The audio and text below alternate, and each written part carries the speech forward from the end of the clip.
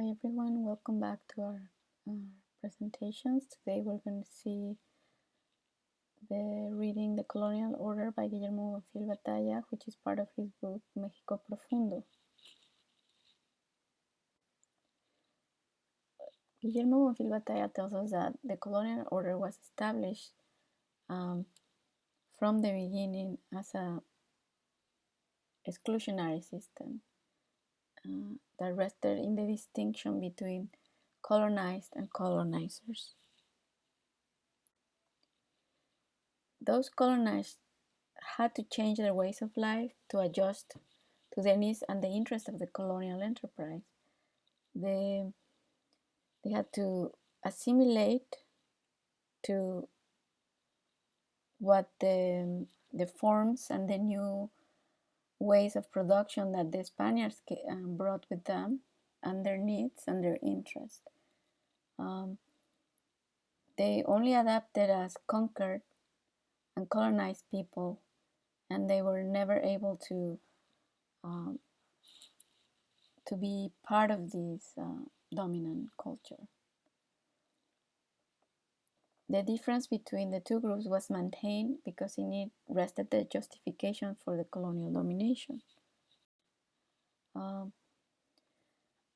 The system of exclusion saw the indigenous culture as not valuable, and also in this new form of subjugation, the other was denied its existence.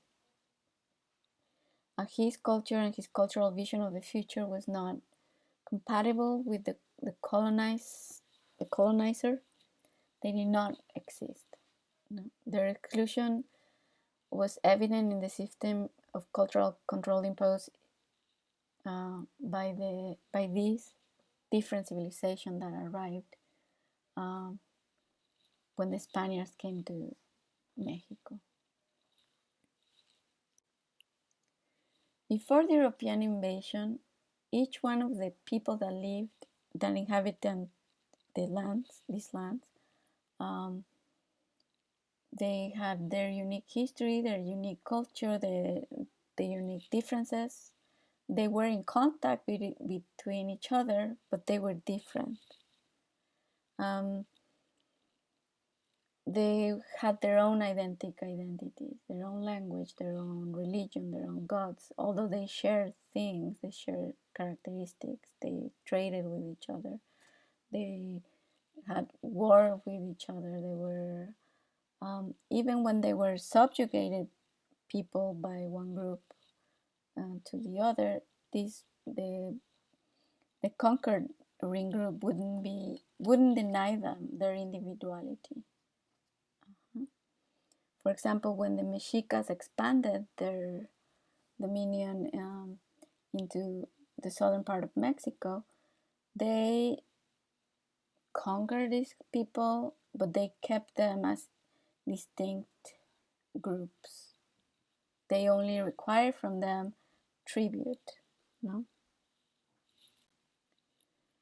The Indian became a product of the establishment of the colonial regime, and this is one thing that Bonfil Batalla shows us, is how the process of the colonization brought by the Spaniards erased the differences between these groups and created this one category, the Indian. It didn't matter that they were Maya, that they were Mexicas, they were Zapotecas, Purépechas.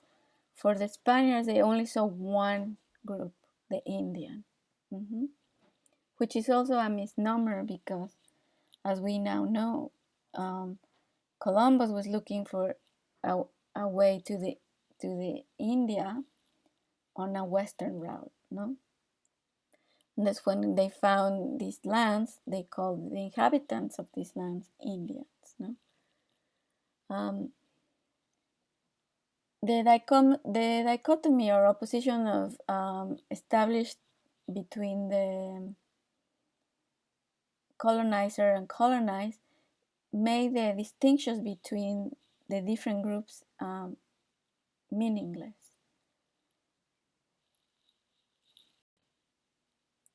So the New Spain was conceived as a society with two republics, the Republic of the Indians and the Republic of the Spaniards. The relationship between the dominant society, who thought of itself as superior, and a Republic of Indians, which was conceived as inferior. Since its beginnings, for Europeans, the category of Indian was seen as shameful, denoting a natural inferiority, and seeing as the Indian as someone that whose destiny was to be subjugated, dominated, and to serve. The incorporation of the diversity of the Mesoamerican peoples in the common category of Indian led to a series of processes that reduced many of their differences. They became more uniform among each other. During the first decades, the territorial units of the Aztec Empire, defined as a head of community and its outliers, were still used by the Spaniards to collect tribute and to organize forced labor parties through the repartimiento system established by the Spaniards. As the years went by, these divisions lost significance, and the local community was left as the only social space where the continuity of Mesoamerican civilization was possible. In this sense, the colonial order was conceived from the beginning as a duality of categories, the Spaniard and the Indian, colonizer, colonized. However, other social categories appear and made this duality problematic. The mestizos and the Afro-descendants especially blurred these distinctions. So we had this original duality, the Republic of the Spaniards and the Republic of Indians, and then later they created a caste system. The Spaniards created a caste system, which was a system of social and legal hierarchies based on racial characteristics. The three root groups were the Peninsulares or Spaniards, the Indigenous peoples or Indians, and the Afro-descendants. This caste system imposed by the Spanish elites was defined by the different levels of biological mixtures between the different ethnic groups living in Mexico, and decided a person's socioeconomic status, wealth, and quality of life. So in the simplest way, this is how it looked. The Peninsulares with the Spaniards, the Criollos or the Spanish descendant born in the Americas, the Mestizo, which was the mix of Spanish with Indian, the Mulatto, the mix of the Spanish and African, and the Indian and the African slaves at the bottom of the pyramid. This is a portrayal of all the different mixes that's an original portrait from the colonial times, and it shows all the different possible mixings and also shows the Spaniards' obsession with these racial mixings, because it shows us español con indias, mestizo, mestizo con española, woman, castizo, castizo con española, goes back to being español, español con mora, which is a black person, becomes mulato, el mulato con una española, a morisco, morisco con una española, a chino with an India, al salta atrás. So we can also see the differences between the gender differences. If it's a man, a Spaniard man or a Spaniard woman, then the result is different, no? So this system, this caste system creates also a class system, no? And this class system then goes later as in the independence time comes, and this caste system disappears in terms of its legal implications.